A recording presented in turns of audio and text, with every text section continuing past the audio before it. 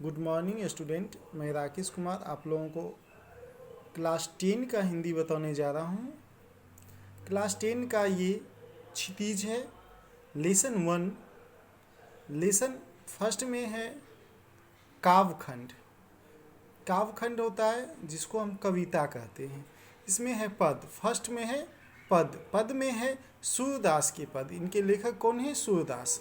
अब सूरदास इनके लेखक हैं और सूरदास के बारे में हम आप लोगों को बता रहे हैं। सूरदास जो हैं महाकवि, हिंदी साहित्यकार के सूर हैं। मतलब सूर मीन्स कहा जाता है वीर, यानी ये वीर पुरुष हैं इस भक्ति काल के कवि में। और इन्होंने भक्ति काल के कवि हैं जो श्री कृष्ण भक्त कवियों में सबसे शीर्ष स्थान माने जाते हैं। इनका जन्मस्थली के बारे में विद्वानों ने सुनिश्चित किए हैं। जो इनका जन्मस्थली है दिल्ली के निकट सीही गांव, तथा इनका जन्म जो है 1478 ईस्वी में माना जाता है। तथा इन्होंने बचपन से ही अंधे थे।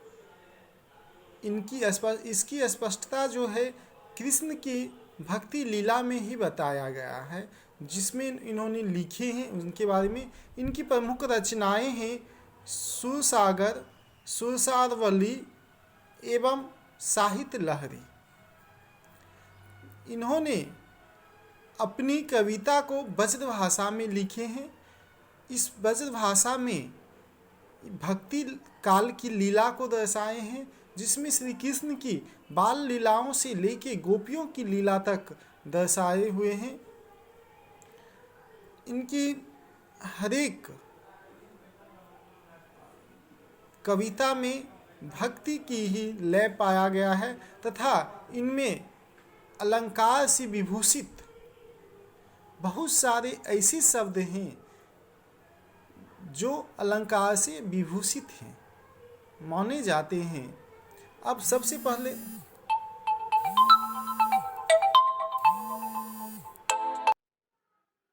अब हम इनके कविता जो हैं उसको पढ़ के बता रहा हूँ आप लोगों को।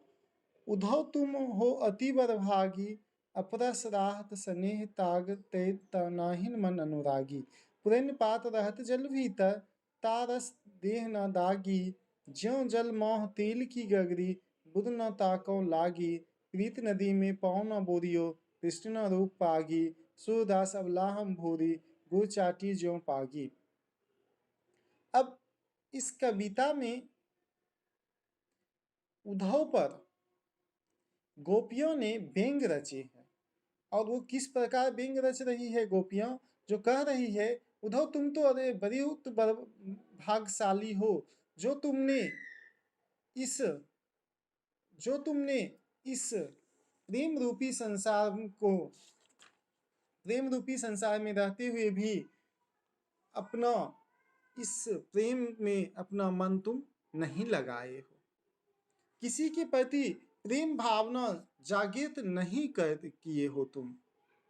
तुम तो इस समाज में रहकर भी समाज से वैसे अलग हो जैसे कि जल के भीतर कमल रहकर जल से बिल्कुल अलग रहता है। जल का एक बूंद भी उसके पत्ते पर नहीं पड़ते हैं। ठीक उसी प्रकार उद्धव तुम हो। जिस तरह से तेल की गागरी, तेल का घड़ा नदी में डुबोने से भी उस पे एक बूंद भी छींटा भी नहीं पड़ती है, ठीक उसी तरह तुम हो उद्धव, तुम कितने बड़भागी हो। अब कह रहे जो जिस तरह से वो ग्रहण नहीं कर रहा है तेल की गागर नदी के थोड़ा सा भी पानी के बूंद को, ठीक उसी प्रकार तुम हो उद्धव, जो श्री कृष्ण के रूप सौंदर्य के थोड़ा सा भी तुम में प्रभाव नहीं पड़ा है। उद्धव तुम तो प्रेम की नदी में अपना पैर भी नहीं डुबोया है। इस प्रेम की नदी में तुम अपना पैर भी नहीं डुबोया है, और न ही किसी के लिए तुम्हारी दृष्टि में अनुराग उत्पन्न हुआ है। तुम्हारी आंखों में ऐसा किसी पे प्रेम उत्पन्न ही नहीं हुआ है। सूरदास जी कहते हैं कि गोपियां उद्धव से कहती है, हे उद्धव, जिस दशा में हम जी रहे हैं तुम्हारे तो उससे उससे विपरीत दशा है।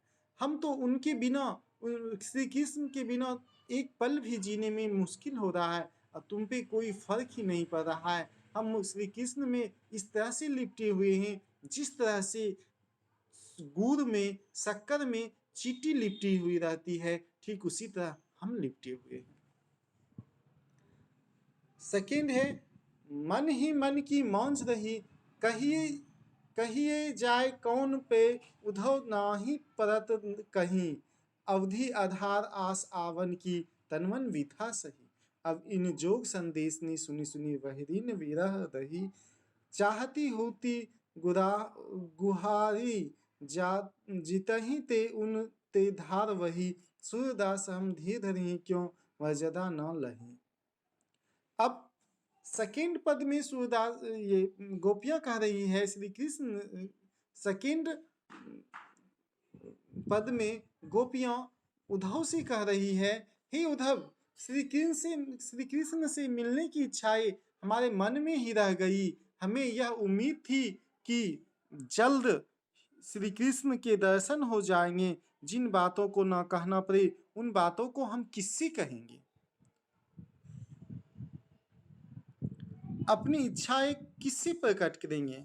प्रतीक्षा करते करते श्री कृष्ण का आगमन की आशा करती थी मैं, लेकिन वो क्या किए, इस मन को तोड़ दिए, व्यथा के सहन कर दिए हैं।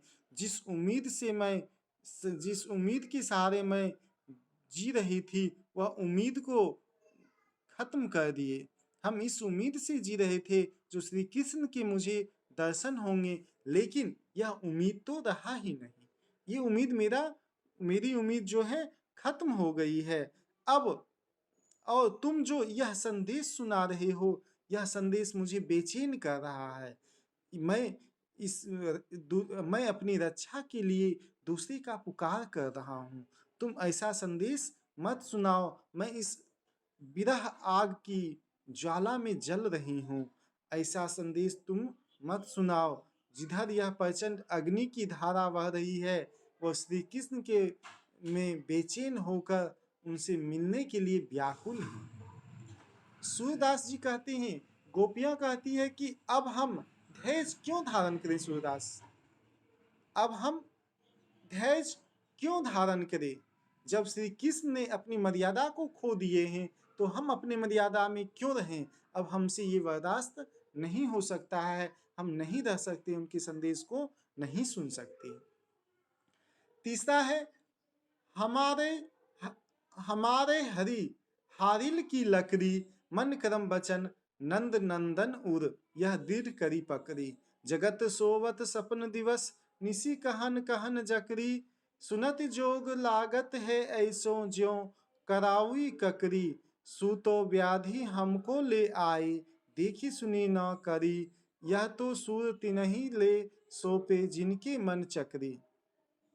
अब इसमें कह रहे हैं गोपियां, हे उद्धव, हमारे लिए प्रभु श्री कृष्ण हराली पक्षी की लकड़ी की समान है।